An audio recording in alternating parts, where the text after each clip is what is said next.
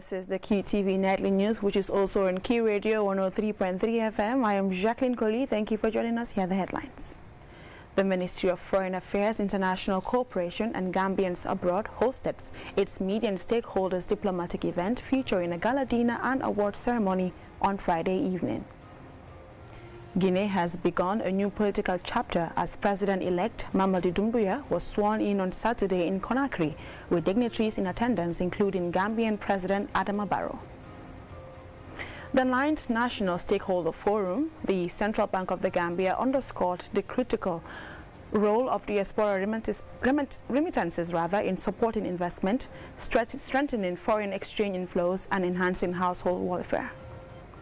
The World Food Programme Gambia Country Office held a validation forum as a preparatory step towards launching climate insurance to shield Gambian farmers from climate-related shocks.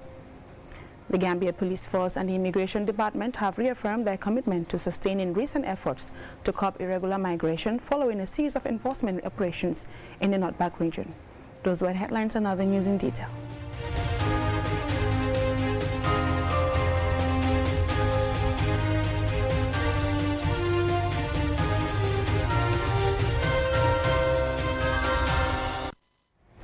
The Ministry of Foreign Affairs, International Cooperation and Gambians Abroad has hosted its media and stakeholders diplomatic event featuring a gala dinner and award ceremony. The event brought together members of the diplomatic corps, senior government officials, development partners and private sector stakeholders. Usman Jata reports. A minute of silence was observed in honor of the late Jibril Balagay, a prominent Gambian politician, economist, banker and diplomat who served as Minister of Finance and later as Minister of Foreign Affairs, contributing significantly to national development and diplomacy. Held under the theme Unity in Purpose and Strength, Building Bridges of Cooperation for a Better Tomorrow. The event underscored the Gambia's commitment to strengthening diplomatic ties and international cooperation. Fatou Kiné Diop, Permanent Secretary at the Ministry of Foreign Affairs, highlighted the importance of sustained engagement with diplomatic partners. It reflects our firm belief that diplomacy in the modern era must be inclusive, collaborative and results-oriented, anchored in partnerships that deliver tangible benefits for our people. Today's engagement marks the first of its kind in our ministry's efforts to institutionalize regular and constructive dialogue with our stakeholders. President Adama Barrow addressed the event through a pre-recorded video message. This diplomatic engagement demonstrates that the Gambia's foreign policy is people-centered, connecting diplomacy with development, opportunity, and national progress. The evening also featured cultural entertainment with traditional performances, adding color to the diplomatic gathering.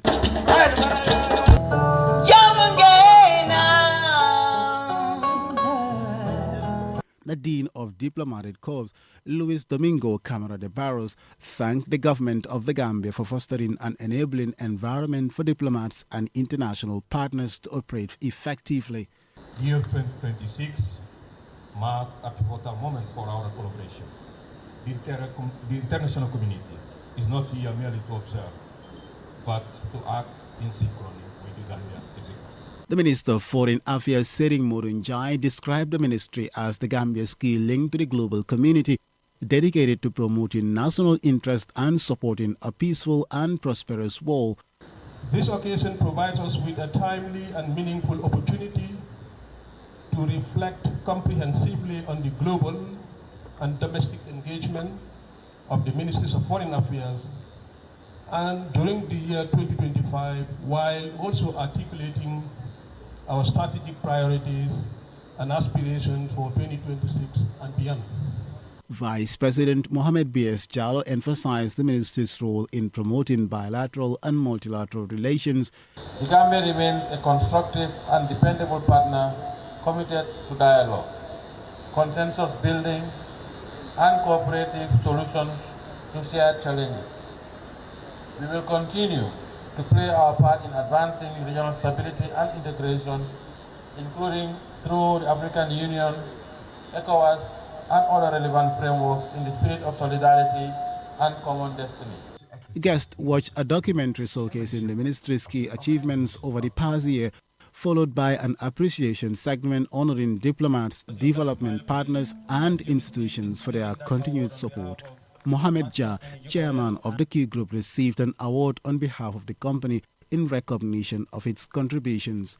It's a networking event for all of us to exchange ideas and also to take account of the year's achievements. Gambia has achieved a lot the past few years, and it's in line that we have an event like this and expose that to the country and to the people. So Q Group, is very proud to be the major sponsor of this event. The evening ended with a surprise performance by Senegalese music star Aida Samba.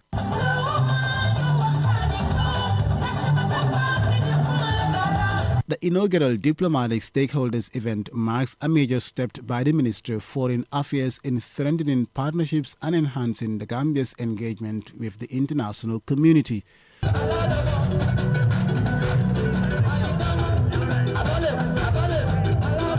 Osman Jata, QTV News. Guinea has officially entered a new political phase after President-elect Mamadou Doumbouya was sworn in on Saturday in Conakry.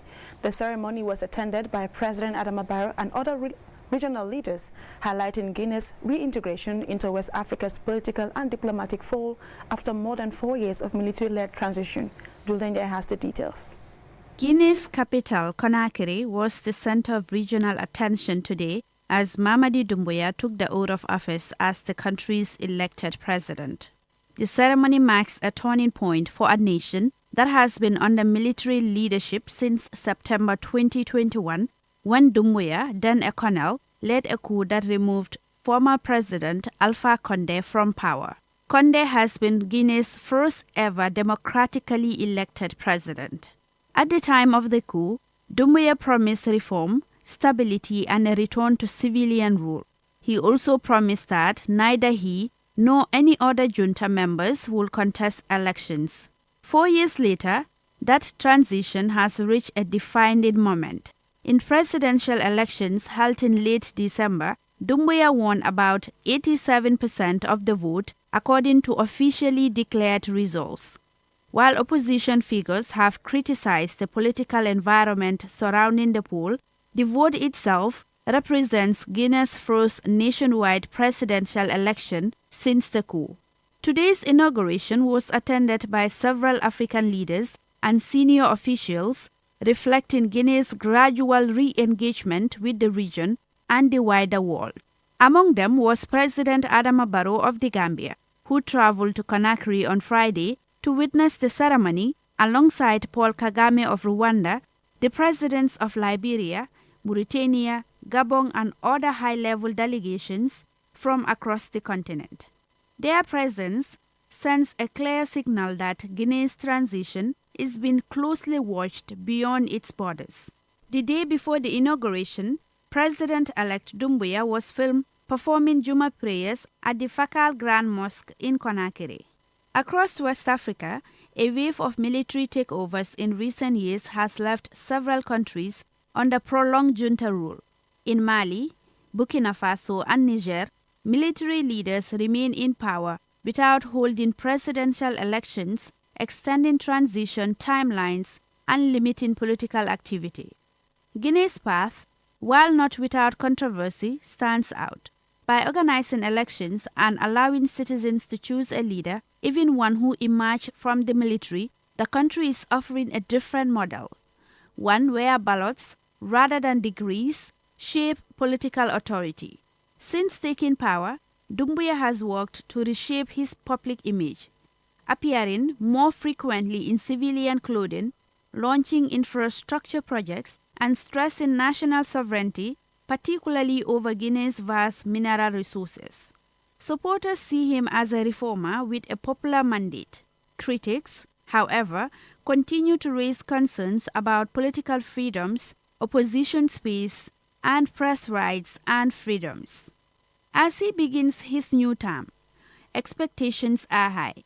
For Guinea, today is not about swearing in a new president. It is about whether a country long shaped by coups and authoritarian rulers can sustain a future where leadership is decided at the polls. For West Africa, it raises a larger question whether Guinea's transition can encourage a return to electoral rule in a region still struggling with several military regimes. Reporting for QTV News, I am Juldenjai. We will now go for a commercial break. When we return, we have more local news stories. Do stay tuned. Start with what is on your plates.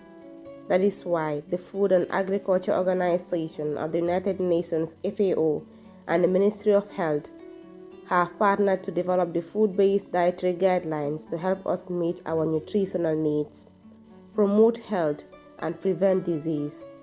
Want to boost your health? Add more legumes and nuts to your daily meals. The FAO and the Ministry of Health recommend eating 3 servings every day.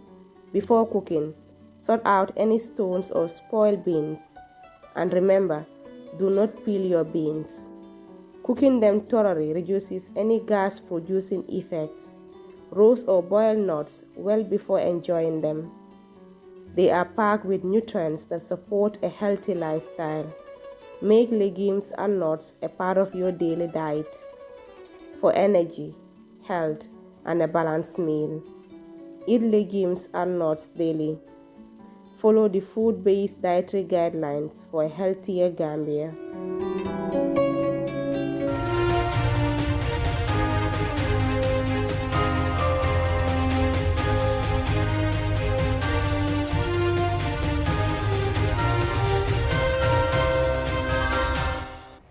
Welcome back, and this is QTV News. At the 9th National Stakeholder Forum, the Central Bank highlighted the role of Diaspora remittances in investment, forex inflows, and household welfare, reporting over $872 million were received through formal channels in 2025. And Smanezo Nyasi examines their impact on national development.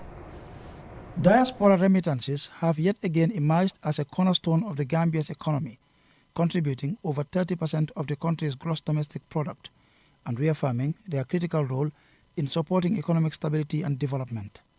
Speaking at this year's Stake in the Nation Forum, Central Bank official Ida Faye disclosed that remittance inflows increased by $54.42 million compared to 2024, highlighting the expanding financial contribution of Gambians living abroad. She further noted that these figures reflect only remittances transmitted through formal channels, indicating a growing reliance on regulated and transparent transfer mechanisms within the diaspora. We commend the diaspora for their continued commitment to supporting families and the country. We encourage the increased use of the formal financial channels for efficiency, ease of access, and record-keeping purposes. Faye commended the Gambian diaspora for its sustained commitment, characterizing it as a powerful force for economic growth and resilience. Amid ongoing global economic uncertainty, she noted that remittance inflows have remained notably stable, providing a reliable source of foreign exchange and helping to shield the domestic economy from external shocks. Furthermore, she says beyond their microeconomic significance, remittances continue to have a transformative impact at the household level, supporting daily consumption, education, healthcare, and other essential needs. Adding that these inflows contribute to poverty reduction, foster stronger social cohesion, and enhance productivity across communities nationwide.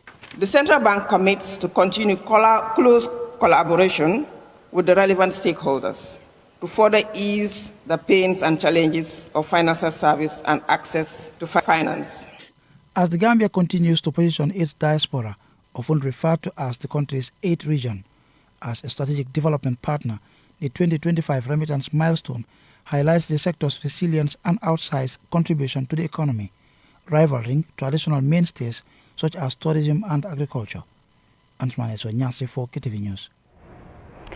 The World Food Programme Gambia Country Office, as the technical lead for the microinsurance component of the Africa Integrated Climate Risk Management Programme, convened a validation forum as a step towards launching climate insurance to protect Gambian farmers from climate shocks. Mam Nabuka attended the event and filed this report. The forum brought together stakeholders, policy experts, and development partners to review findings from a comprehensive feasibility study conducted in September 2025. The study forms part of an ambitious 6-year initiative that mobilizes international and local partners to build a multi-layered defense against climate risks across 7 Sahel countries. The study serves as a foundational blueprint for insurance solutions that provide financial safety nets, offering payouts to smallholder farmers affected by climate disasters such as droughts or floods. And the primary mission of the validation workshop is to ensure that the proposed insurance models are grounded in the actual needs of Gambian rural communities, facilitate critical feedback, and produce a draft roadmap for its effective implementation. By shifting from reactive disaster response to proactive risk management, the initiative aims to empower smallholder farmers to invest in their land with confidence, knowing they have a safety net to fall back on. Dr. Fatou Bojang, a representative of the Roots Project, the host of the program in the country, highlighted the significant impact this project will have on many lives. The target for the AICRM is around 40,000 households, and this is going to be drawn from the Roots main beneficiaries. So we all knew that our farmers are highly dependent on the climate factors in terms of production and productivity. So having this package with the WFP will definitely go a long way in terms of improving the resilience of our smallholder farmers. Malik Njai, the Deputy Country Director of WFP, expressed that the organization takes great pride in spearheading the risk transfer initiative. Your inputs will really help us to shape an inclusive, practical, and effective path forward. So we look forward to a productive discussion and to building a stronger climate resilience future for all rural communities. Fode Kanyi, Program Policy Officer for Climate Adaptation and Resilience at WFP, explained how they intend to communicate these developments to the farmers. Actually, the start of every program is building capacities, creating awareness, sensitizing them to understand the products that are available, and also to understand the modalities that the program is going to be implemented and what is going to be their role. These are very critical. So we already initiated those awareness raising, because the project is doing what we call subsidy of paying premium on their behalf, but they should also understand how the operational modalities of microinsurance in the Gambia.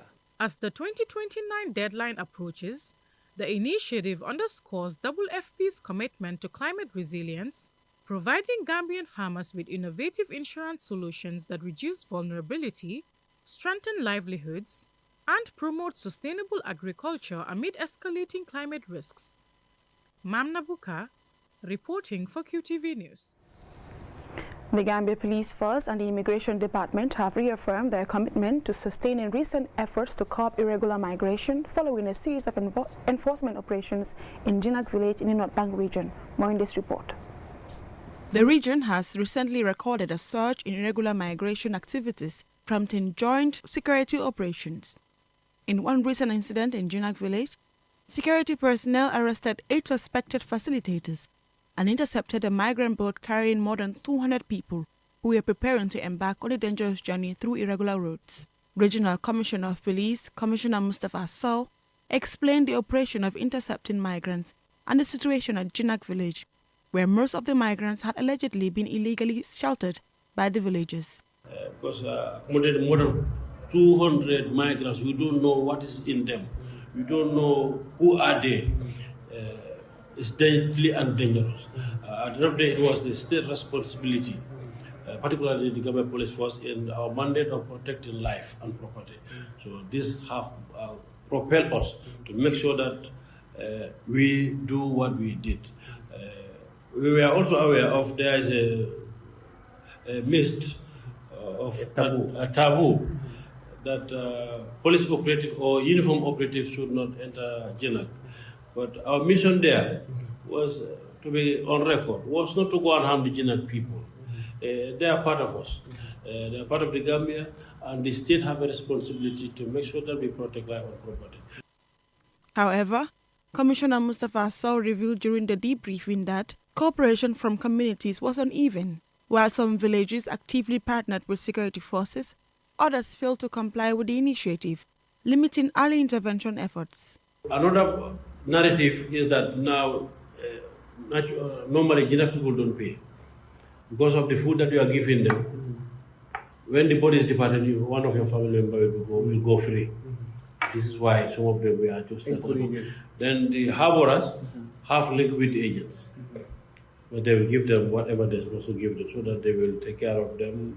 I don't know, they will, let's go, there's time for departure. Then these agents will harbor in Senegal. The migrants will not see the agents. They have never set an eye on the agents. The shop agents and the harborers will go, there is ex-ABC, send him the money. They send this way to another thing. So it was a very serious organized crime. Authorities acknowledged that the lack of full community collaboration contributed to the tragic boat capsize that later occurred in Guinea, resulting in loss of lives and renewed concern over the persistent dangers of irregular migration. Security officials stressed that the fight against irregular migration cannot be won by law enforcement alone. They called on community leaders, parents, and youths to remain vigilant and work with authorities to prevent smugglers from exploiting vulnerable individuals. After that, the success is numerous, because not only Guinea now, it's like the entire Gambia. There is a big post. There's a big post from let's say the 6th up to date.